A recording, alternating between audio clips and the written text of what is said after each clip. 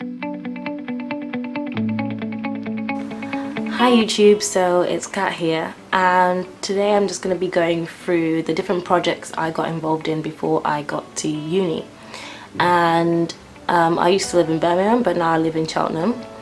And yeah, so I got involved in Project Sound Lounge, Gallery 37 and Music Potential, and they're all fantastic projects to get involved in musically in Birmingham.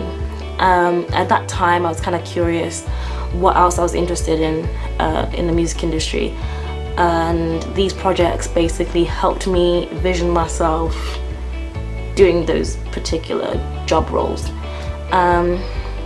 So the first one was Project Sound Lounge, and that's the one I actually remember the most about. I got an email saying what it was all about. If you're interested, then reply back saying why you'd be the perfect person to get involved in the project. Then after that they email you back saying, great, come to this session. You basically do like a workshop in Symphony Hall in town, and then that actual workshop itself, actually, before I get further into it, you have to come up with an idea of a festival and what you'd want to happen.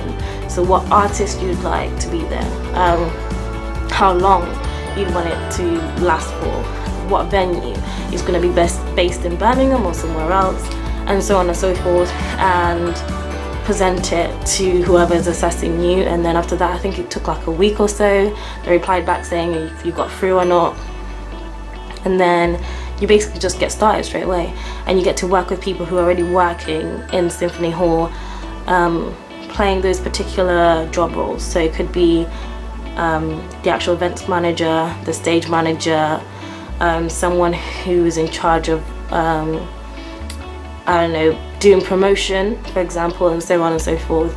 And by hearing what they do, you then choose what you want to do, and then communicate with your team. And it gets funded, so I'm not sure who funds it, but so money wise, you have to work within a budget and make sure that you don't go too overboard, so your idea needs to be, you know, fitting. So it was a good experience, and I got to basically step back from being a singer-songwriter performer and go more into events management, and it was good. I really enjoyed it. And through that I then heard about Gallery 37, and that's also a pretty similar project, and I think that's more based on not necessarily what artists you can grab from somewhere else to then bring to your project. It was more to do with, you're gonna be the singer-songwriter, you're gonna be the manager, you're gonna provide the visuals, you're gonna promote, you're gonna do this. All of us are gonna take part, and all of us are gonna be the ones taking credit for what happens. So basically, you'd all be placed in one place. And so for example, the people working in events management would just be upstairs. You have the singer-songwriters working on their music downstairs. You have the other people working on their visuals. Like, so it was really like, it was nice surrounding, you know. So it was great. And then you know, it's amazing to see the final ending, like, result, when you see your friends, because you then get really close to them, you see your friends kind of like performing. I think in 2015 I tried it out, I didn't get through. And then I tried it out again in 2016 and I got through, but not in the singing songwriting one. I got through to the events management, and I was pretty shocked at that, but it was good. And I think eventually they found out like I sing, so I still got to find out a little bit here and there about the singing songwriting, and that was great. And the people who worked within that project, so the leaders and stuff, they then kind of like promoted Music Potential. But going back to Gallery 37, before I go into Music Potential, we got to get the chance to do a lot of stuff, because there was the same kind of version of Gallery 37 but in London, and we basically got to go down, and the travel was all sorted out, and we got to go down and see what they're doing, like, because it's the same kind of like version, and we got to see like what ideas we can sneakily take for ourselves, and yeah, it was just a good trip. It was a good experience.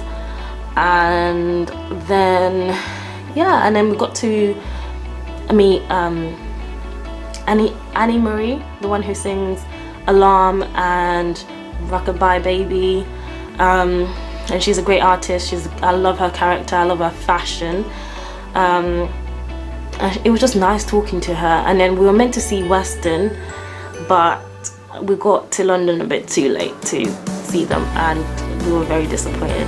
But you know, opportunities like that come by, so it's obviously amazing. So it's Music Potential afterwards, and that's great. It's again more workshops with more industry professionals, and you get to songwrite with proper professional musicians. You get real advice, like they really pick apart your songs and tell you, okay, what about if you try this? You know, I like what you do here, that really stands out, and this is what makes you an artist, this is your thing. And really discuss those things. We get to do things to really like improve our confidence, and it's just amazing. Obviously we get to perform a lot, and yeah, it's just a great experience. And I think that happened in Millennium Point. So all of these just happen in town, so if you're already living in Birmingham, it's just great for you. So yeah, so I recommend all of them, and I'll find the links just in case you guys didn't hear properly the names or don't remember the names of what I say. It's all going to be down below. And yeah, great stuff. I swear, like, you will enjoy it.